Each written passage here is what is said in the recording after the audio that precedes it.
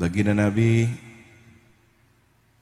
mengajarkan dua doa ketika seorang hamba mendapatkan anugerah nikmat dari Allah, maka diajarkan untuk berdoa, alhamdulillahilladzi bi ni'matihi tatimmus shalihat. Dalam doa tersebut kita diajarkan senantiasa memuji Allah Subhanahu wa taala, karena setiap nikmat di situ ada bimbingan kebaikan Allah. Bukankah setiap orang beramal soleh pasti ada nikmat hidayat dan taufik, sehingga kita menjadi orang yang terpilih berbuat baik. Ketika ada orang merasakan bahwa dirinya yang berbuat baik, maka ini belum pada kesadaran orang yang bersyukur. Orang yang sejatinya bersyukur adalah yang sadar bahwa dirinya, kebaikan-kebaikan yang timbul dari dirinya hanyalah berasal dari anugerah hidayah taufik Allah Subhanahu wa taala. Dalam doa yang lain kita diajarkan, Allahumma a'inni ala dzikrika wa syukrika wa husni ibadatik. Ya Allah, mohonlah bantu kami, bantu diriku, ala dzikrika, untuk senantiasa berzikir mengingatmu, wa syukrika, dan senantiasa bersyukur, berterima kasih kepadamu, wa husni ibadatika, dan senantiasa berbuat ibadah yang baik kepadamu. Di sini menunjukkan bahwa seseorang bisa dan mampu melakukan berzikir, bersyukur, beribadah yang baik adalah pertolongan Allah Subhanahu wa taala. Sebagaimana konsep la haula wala quwata illa billahil aliyil azim. Yang perlu diwaspadai ketika ada nikmat tapi tidak dikembalikan kepada sumber nikmat itu, ada satu ujian namanya penyakit ain. Contoh seorang ibu yang sedang kagum melihat anaknya. Mungkin anaknya berprestasi, mungkin anaknya terlihat tampan, cantik, lalu dia mengatakan ini anak saya. Lupa mengatakan Masya Allah, la quwata illa billah. Maka boleh jadi ada ujian ketika itu dari pandangan takjub, pandangan terpesona kepada anaknya, terjadilah penyakit ain. Tiba-tiba anaknya pusing, tiba-tiba anaknya mengalami perilaku yang tidak terkendali, atau kejadian-kejadian lainnya yang menjadi musibah atau malah petaka bagi keluarganya. Na'udzubillahi min dzalik.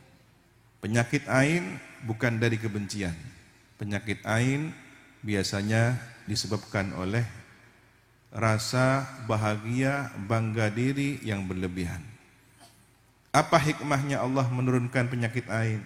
Agar supaya manusia mampu mengerim, menahan diri untuk tidak sombong, tidak mengaku bahwa segala kebaikan bersumber dari dirinya, tetapi senantiasa waspada dan ingat bahwa setiap nikmat, setiap kebaikan hanyalah bersumber dari Allah Subhanahu wa taala. Kemudian Nabi juga mengajarkan ketika mendapatkan suatu ujian, sesuatu yang tidak disenangi, ucapkanlah alhamdulillahi ala kulli hal. Segala puji bagi Allah dalam segala kondisi. Mengapa mengucapkan alhamdulillah? Bukankah musibah? Ada orang sedang terkena musibah, masih mengucapkan alhamdulillah ala kulli hal. Iya, karena dia setidaknya terkena suatu musibah yang ringan. Masih ada musibah yang lebih besar lagi. Maka yang perlu diwaspadai ketika orang terkena musibah agamanya, akidahnya. Kalau hanya harta benda, kalau hanya keluarga, masih bisa ada gantinya. Tetapi ketika iman dan Islam yang jadi bencana musibah, bagaimana kita menanggung di akhirat nanti? Na'udzubillahi min dzalik. Semoga kita senantiasa mendapatkan kebaikan di dunia, kebaikan di akhirat, fid dunya hasanah wa fil akhirati hasanah, dan terhindar dari siksa neraka, wa qina adzabannar. Bagaimana orang mendapatkan hasanah fid dunya, kebaikan di dunia, wal hasanah fil akhirah, kebaikan di akhirat? Ikutilah teladan yang baik. Laqad kana lakum fi Rasulillahi uswatun hasanah.